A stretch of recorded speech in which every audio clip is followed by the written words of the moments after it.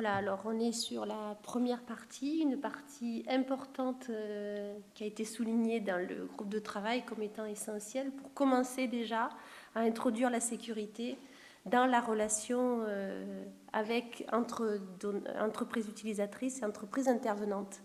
Alors, le mot partenaire est à souligner, même si notre groupe s'appelait contractant ou relation entre contractants et entreprises utilisatrices, on est vraiment dans une relation de partenariat.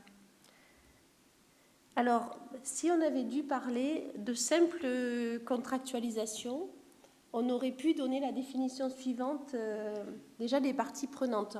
On a évidemment la technique qui va demander une certaine prestation avec une obligation de performance, de résultat. Donc c'est l'objet de l'intervention. Et puis on a les achats qui vont veiller à ce que tout ceci rentre dans le budget prévu. Bon, c'est assez classique. Là, on décrit de la contractualisation classique. Maintenant, si on veut vraiment introduire l'aspect sécurité et être dans notre relation partenariale, on va introduire un aspect plus fort en adjoignant à ce duo une fonction sécurité qui va regarder d'autres aspects. Donc là, on ne va pas être dans la surveillance du budget ou l'objet de la prestation, mais on va aussi être dans la façon dont tout ceci peut bien se passer au quotidien sur le terrain. Et là, c'est le cœur finalement du partenariat.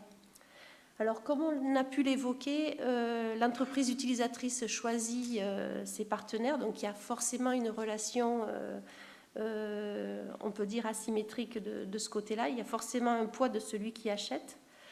Mais les entreprises intervenantes peuvent également choisir, ou du moins savoir les risques comportés par une intervention chez l'un de leurs clients, dont elles savent que la culture sécurité n'est pas forcément au rendez-vous. Donc, il est vraiment particulièrement intéressant d'avoir une réflexion sécurité sur la relation partenariale. C'est en quelque sorte, vraiment, on est au cœur de notre sujet, c'est avoir une analyse de risque aussi par rapport à cette relation et pouvoir estimer les compensations à mettre en place, ou du moins les risques qui peuvent survenir de cette différence de culture sécurité, dans les deux sens, sans forcément privilégier un cas ou un autre. Néanmoins, je peux vous donner quelques petits exemples, alors forcément pour étayer le sens qui nous paraît le moins évident au départ. On peut se trouver à intervenir chez une entreprise utilisatrice qui a sélectionné des entreprises intervenant sur son site. Alors je pense par exemple dans des métiers de la maintenance, des calorifugeurs, des échafaudeurs, etc. Donc on peut, en tant qu'entreprise de maintenance, être amené à devoir travailler avec une entreprise qu'on n'a pas choisie, parce que l'entreprise utilisatrice, enfin le site, a agréé cette entreprise et pas une autre. Et là, parfois, on a des soucis et on sait très bien que pour que cette relation se passe bien, pour que l'intervention se passe bien et en toute sécurité, il va falloir peut-être mettre de la surveillance supplémentaire, doubler le contrôle, mettre des parades à des risques qu'on a identifiés. Si quand on est en négociation, on n'évoque pas tout ceci, si la sécurité n'est pas au cœur de la négociation et au cœur des clarifications quand on émet une offre, on risque de passer à côté de quelque chose. Donc, on l'a déjà dit, tout ce qui est enchère inversée, tous ces modes de contractualisation ou de négociation qui finissent par être un peu impersonnels et où on réduit la sécurité à une ligne budgétaire nous semblent très défavorables à la sécurité. Alors, on a évoqué des bonnes pratiques, des préconisations. Donc, comme je le disais, associer des services HSE à des validations et ne pas en rester qu'à l'aspect technique. La sécurité fait aussi partie de cette offre technique. Chaque point doit être regardé. Et puis donc, les clarifications qui doivent porter sur l'ensemble des sujets. Alors là, on reste dans la théorie, c'est-à-dire on doit avoir des relations partenariales, bien tout regarder. Mais la question qui se pose, c'est vraiment qu'est-ce qu'on doit regarder ? Et là, on se rend compte de la difficulté quand on passe sur ce stade-là. Alors, on parle indifféremment de préqualification, présélection, sélection en vue de travailler avec une entreprise. On a mis un petit peu tout ça dans le même paquet. Il s'agit d'agrément et pas seulement de sélection avant qu'un projet soit vraiment déterminé. On s'aperçoit, quand on compare un petit peu les process, que tout est globalement assez lourd. On se retrouve avec des processus de préqualification qui nécessitent de fournir... Alors avant, c'était des classeurs, on pouvait les mesurer en épaisseur. Maintenant, c'est plus difficile, il faut les mesurer en méga, mais en tout cas, on se retrouve avec vraiment d'énormes dossiers à fournir où on va devoir tout redire. Alors qu'on est déjà certifié, suivant beaucoup de référentiels, parce qu'on nous le demande aussi également, où on nous demande d'avoir des systèmes de management conformes à tel et tel référentiel, même si on a des certificats, même si des certificateurs sont venus, qu'on a fait cet effort financier aussi d'aller là-dessus, qu'on a été audité, qu'on a passé beaucoup de temps et qu'on se mobilise tout au long de l'année pour que tout ceci se passe bien, on va quand même devoir répondre à des énormes questionnaires d'appel d'offres ou des énormes questionnaires de préqualification. Et on ne voit pas le moment où tout ceci ne s'emballe pas à la hausse et où on revient à quelque chose de raisonné. Donc, posons-nous la question de tous ces éléments qu'on demande et surtout de l'utilisation qui en est faite. Est-ce que tout ceci nous permet vraiment d'avoir plus confiance dans un prestataire ?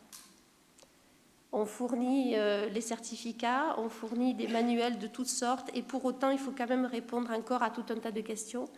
Est-ce qu'on n'a pas risqué de transformer la sécurité en une administration ? Et est-ce qu'on aura atteint notre but de sélectionner un fournisseur, enfin un prestataire suivant son bon niveau de culture sécurité ? On peut se poser la question. Après, au-delà du papier et de l'administration, on va demander bien entendu les résultats. Là, on se dit, on arrive un petit peu plus dans le dur. Les résultats, qu'est-ce que c'est ? Ça va être des valeurs peut-être de taux de fréquence, de TRIR. On a toutes sortes d'indicateurs. Alors, bon, c'était une petite réflexion qui avait été dans le... Toutes les fois où vous verrez ce petit encart, c'est une citation qui était sortie lors de notre groupe d'échange. Donc là, l'ETF, on voit comment c'est fabriqué. Quand on voit comment c'est fabriqué, on n'en consomme plus. Bon, c'était une façon de dire, dans l'ETF, il y a un peu de tout. Comme le disait très justement François tout à l'heure, on peut avoir un excellent TF et pour autant des accidents mortels. Posons-nous la question, qu'est-ce qu'on a mis dans ce TF ? Quel était le but vraiment ? Est-ce que c'est ça qui doit faire passer, est-ce que c'est ça qui vraiment montre la culture de sécurité d'une entreprise ? Pareil que pour l'administration autour de ça, posons-nous vraiment la question. Et il nous semble vraiment important qu'on puisse envisager la relation, ou en tout cas les bases de la relation avec une entreprise, entre deux entreprises, différemment, et pas seulement sur ces critères-là. Donc il doit y avoir d'autres moyens d'apprécier la performance d'une entreprise et d'apprécier surtout les relations qu'on aura avec cette entreprise. Alors, le deuxième groupe d'échange qui nous a apporté beaucoup d'éléments, c'est le groupe d'échange sur les situations, la prévention des accidents graves et mortels. Au travers de ce que vous a présenté tout à l'heure Michel, je pense qu'il y a beaucoup de choses qu'on peut sortir de là pour évaluer la culture sécurité d'une entreprise. Si le responsable, le directeur de l'entreprise ne maîtrise pas bien ces concepts, on peut se dire que la sécurité est peut-être encore un peu trop administrative, justement. C'est peut-être ce qu'il faut faire et puis pas trop chercher. Il y a beaucoup d'éléments de ces concepts qui nous paraissent intéressants, qui sont encore à creuser, et je pense qu'il y a beaucoup de recherches encore en cours, pour arriver à ce qu'on puisse déterminer le niveau de culture sécurité d'une entreprise bien mieux qu'au travers de gros questionnaires et de valeurs de taux de fréquence. Donc il nous semble que ces travaux sont vraiment intéressants, donnent des perspectives très positives pour mieux travailler tous ensemble demain. Donc, bonjour, Thierry Michel. Donc, du SIAP. Donc je suis un maître d'ouvrage public en quelque sorte, puisque c'est le syndicat qui assainit l'agglomération parisienne d'où vous êtes. Donc quand on commence une opération, chez nous, on réfléchit déjà aux risques que nous, on va amener, que nous, on porte, puisqu'on est souvent exploitant, enfin on est maître d'ouvrage exploitant. Et donc déjà, avant une opération, la sécurité est déjà au cœur de la réflexion, puisqu'elle va induire la procédure dans laquelle on va se trouver. Donc soit CSPS, soit des plans de prévention. Donc il y a vraiment, c'est assez important. Je ne vais pas vous faire la litanie des documents, enfin des types d'appels d'offres qu'on peut avoir, mais cette préoccupation à l'amont de l'opération nous permet de soit définir clairement les risques qu'on risque d'amener à l'entreprise intervenante, soit via un CSPS qu'on sélectionne avant l'opération, donc dès les phases études, de manière, et c'est ça, au lieu de faire du papier, on va de toute façon nous produire du papier pour faire le marché, mais on veut créer une confiance, quoi. On veut créer des gens qui se rencontrent et qui, entre professionnels, puissent juger du risque de l'opération. Donc pour faire ça, on sélectionne des CSPS bien en avant et bien en avance du marché, du marché de travaux, pour qu'ils nous réalisent un plan, un PGC, un PGCO, un plan général de coordination, qu'on inclut dans le marché, mais ce n'est pas tellement cette pièce qui finalement, elle n'est pas standardisée exprès, de manière à ce qu'elle prenne en compte bien les risques de l'opération, ce n'est pas une pièce standard, mais c'est surtout la réflexion qui peut nous amener. Enfin, la réflexion qu'on a avec les équipes projet et le CSPS en amont qui va nous permettre de garantir, notamment vis-à-vis des sous-traitants, parce que chaque sous-traitant va rencontrer le CSPS pour faire son plan particulier de sécurité. Donc il faut vraiment que le CSPS ait une très bonne vision du projet. Alors on a... Donc, et quand on est en plan de prévention, cette vision du projet, de toute façon, nous la portons, puisque nous invitons l'entreprise à des réunions dans lesquelles on confronte littéralement nos risques. Donc on leur amène via un cahier d'hygiène et sécurité du site et la prestation, la prestation de l'entreprise intervenante. Cette vérification, elle est faite, j'allais dire, jour le jour, puisque de toute façon, sur des opérations avec plan de prévention, les conditions des réseaux, chez nous, par exemple, changent s'il pleut. Temps sec ou temps de pluie, on ne pourra pas intervenir de la même manière. Donc c'est une vision qu'on apporte régulièrement, quotidiennement. On a toujours, donc pour la partie valorisation en fait, de cette prise en compte du risque, sur nos marchés classiques à bas, NOBO, quoi, nous avons toujours une ligne de valorisation en fonction de l'environnement. Si on est dans une usine Céveso, on a des usines Céveso. Si on est dans un espace confiné, si on est dans une zone ATEX, le travail est un peu plus valorisé pour prendre en compte les discussions qui ont lieu en amont sur l'intervention et les matériels un peu spécifiques parfois à mettre en œuvre, ventilateurs autres, par exemple. Pour les CSPS, on s'est aperçu que quand on lançait un marché de CSPS, c'était la course au bas prix. Donc il est assez fréquent qu'on mette soit des heures minimum, on estime que on prend la décision de dire que de toute façon la sécurité ne pourra pas être inférieure à un certain nombre un temps de présence. Après ça, en espérant que ce temps de présence évidemment permette à un bon CSPS de travailler. Ou alors, on joue sur la formule du prix pour éviter d'avoir le moins 10 ans. Donc, on fait des formules qui sont paramétrées avec la moyenne ou l'écart type, voilà, pour essayer d'avoir un prix qui se recentre, pas qui ne soit pas la course au bas prix. Donc, ce partage qui se fait, alors malheureusement, je suis bien conscient, avec des tonnes d'annexes, mais qui doit justement nous permettre de créer un dialogue entre le maître d'ouvrage, l'exploitant et les entreprises utilisatrices, intervenantes, excusez-moi.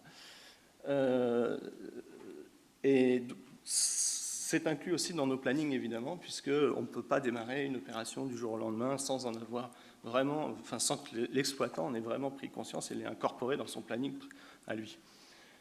Et puisqu'on m'a demandé de faire rapide, sur la vision 360, je voulais juste rappeler qu'en fait, les maîtres d'ouvrage, on crée des maîtres d'ouvrage publics, sont essentiellement là pour faire des ouvrages durables, donc qui respectent vraiment l'ensemble des préconisations du développement durable, de manière à faire quelque chose qui se tienne dans le temps.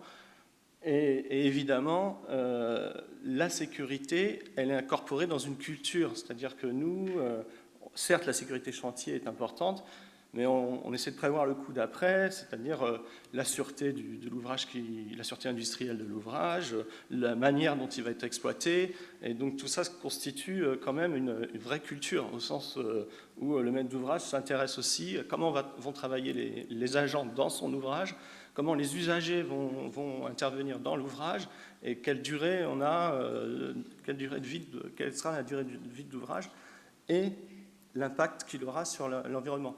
Donc toutes ces études, en fonction du niveau, incluent des études d'impact, des études d'ergonomie qui sont faites, pour la plupart, avant de passer le marché de travaux, et qui donnent un cadre, ces études donnent un cadre et permettent d'être alimentés, ils sont alimentés au fur et à mesure quand on a le marché de travaux, de manière à s'adapter, que la réalité et la théorie convergent vers la réalité, quoi. Voilà.